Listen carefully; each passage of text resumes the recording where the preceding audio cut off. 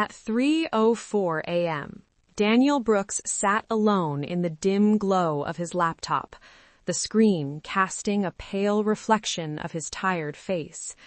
The room was silent, almost suffocating, as if even time itself had paused to watch him. His fingers hovered over the keyboard, unmoving, while his mind wandered somewhere between guilt and avoidance. He had opened the laptop to do something productive, but minutes had turned into hours of doing absolutely nothing. And then, out of nowhere, a thought quietly surfaced, sharp and unavoidable.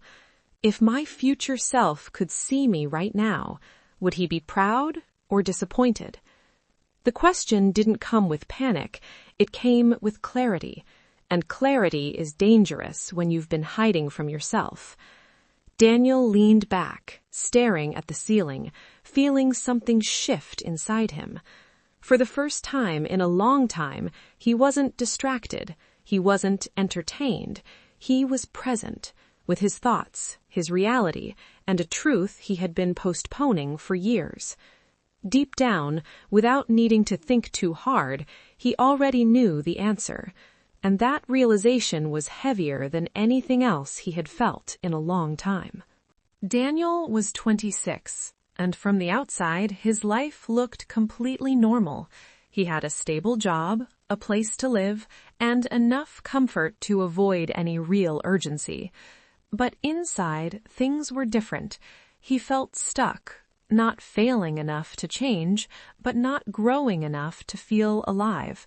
His days followed a predictable pattern, waking up later than planned, rushing through the morning, doing just enough work to get by, and then returning home to spend hours lost in distractions.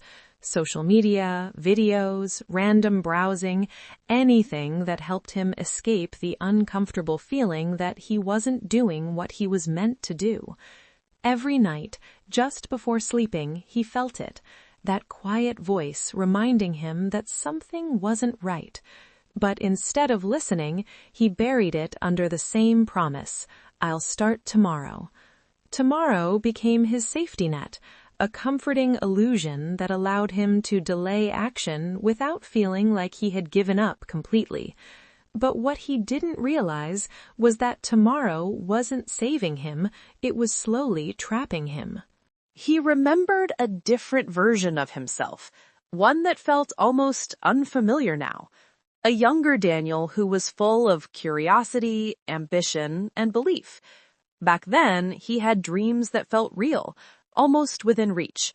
He wanted to build something meaningful, to create a life that mattered, to become someone he could be proud of. He would talk about his goals with excitement, imagining a future filled with growth and purpose.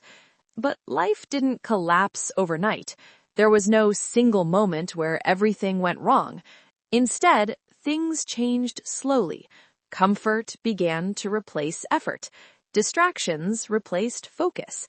And little by little, those dreams were pushed aside. Not abandoned, but delayed.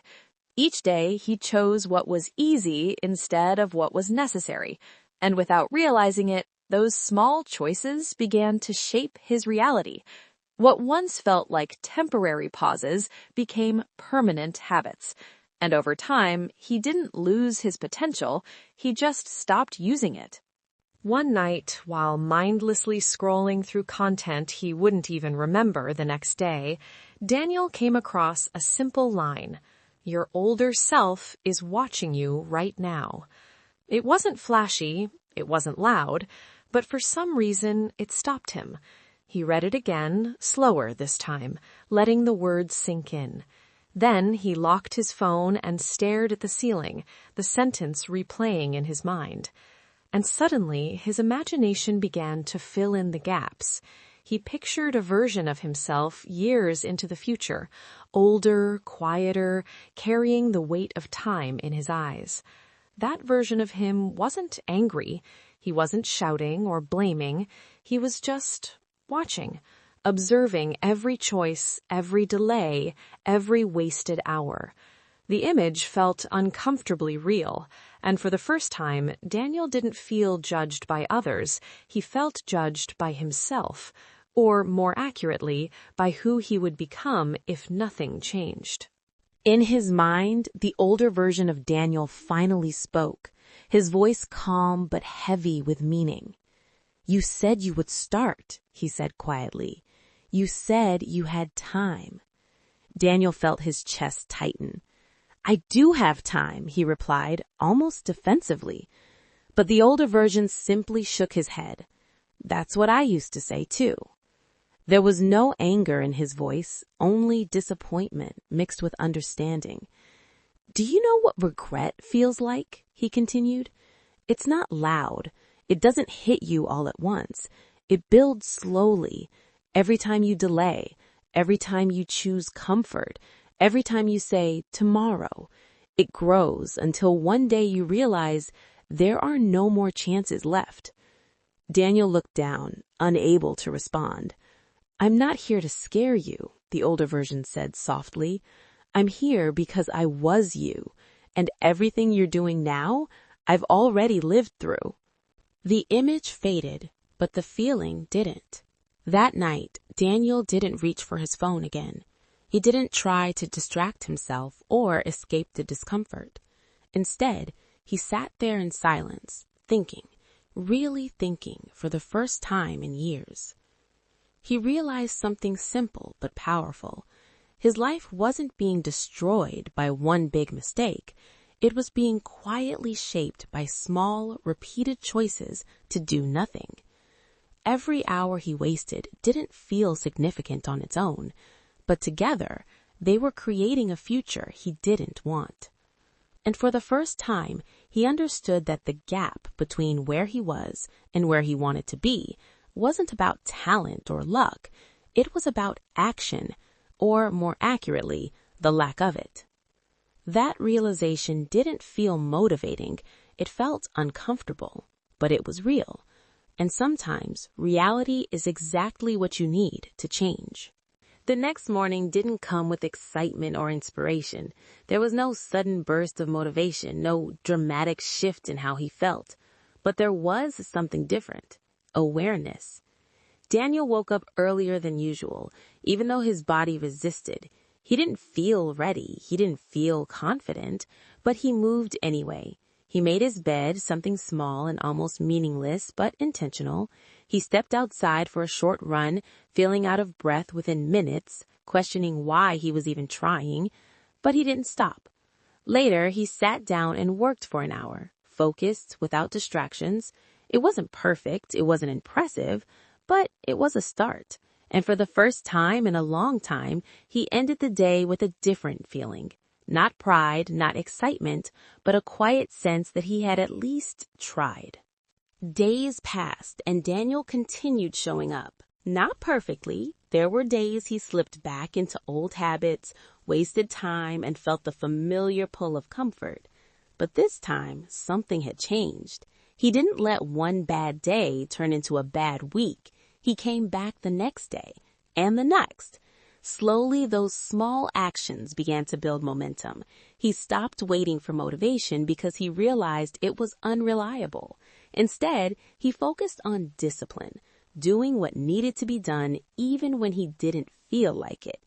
Progress was slow, almost invisible at first, but over time, it started to show. His mind felt clearer, his energy improved, and most importantly, he began to trust himself again. Not because he was perfect, but because he was consistent. Weeks turned into months, and the version of Daniel that once felt stuck began to change. His habits became stronger, his focus sharper, and his confidence more stable. He wasn't chasing quick results anymore. He was building something real, and that shift made all the difference. One evening, as he sat quietly watching the sunset, he thought about that night, the moment he imagined his older self watching him. But this time, the image felt different. He saw that same older version again, standing in the distance. But now, there was something new in his expression. It wasn't disappointment. It wasn't regret. It was something softer, something quieter. It was pride. Daniel smiled, understanding something most people realize too late. Your future self is not built someday. It's built every single day, through small choices that seem insignificant in the moment. Every action you take, every decision you make, is shaping the person you will become. You are not just living your life, you are creating it. And one day, whether you're ready or not, you will meet that version of yourself. The only question is what he will say. Will he thank you for the effort, the discipline, the courage to act when it was hard? Or will he carry the quiet weight of everything you knew you could have done, but didn't? Because the truth is simple and impossible to escape. Your older self is watching you right now, not judging you loudly, not forcing you to change, but waiting, watching the choices you make when no one else is looking, watching how you spend your time, how you respond to discomfort, how you handle the moments where it's easier to avoid than to act. And with every decision, you are writing his story. So the next time you feel like delaying, like choosing comfort over growth, ask yourself the same question Daniel did. If my future self could see me right now, would he be proud? Because one day that question won't be imaginary anymore, and by then the answer will already be written.